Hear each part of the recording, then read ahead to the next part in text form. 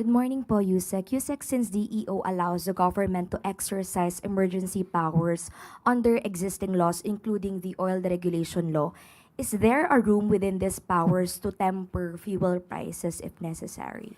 Alam po natin na may oil deregulation law. Sa ngayon po talaga, kapag ka po may oil deregulation law, hindi naman po agad makakapasok at makakapag-interfere ang state. Maliban lamang po, sabi nga po ni Secretary Garin, kung may bad faith, may abuso, doon po maaari tayong mag-regulate at para po maiwasan ang pang-aabuso ng mga nananamantala.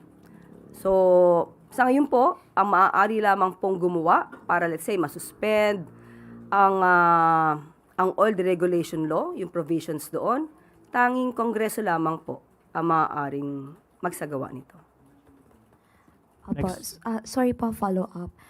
Yusek, I understand, inatasan din po nung uplift committee, yung DOE, na mag-inspect, tingnan yung supply, bantayan yung presyo.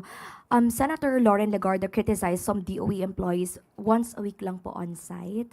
Paano po kaya nagagawa ng DOE yung kanilang mandi kung once a week lang on-site, at ano po yung directive ng Malacanang sa kanila? Salamat. Marami po sa atin dito malamang hindi nakikita kung gaano po magtrabaho ang DOE.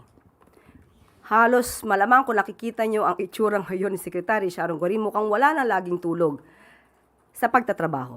So hindi natin po pwedeng i-judge ang DOE dahil sila po mismo ang sobra po ang pagtatrabaho. Kung lahat po ng ahensya ng gobyerno ay nagtatrabaho, mas lalong-lalo na po si Secretary Sharon Garin ng DOE.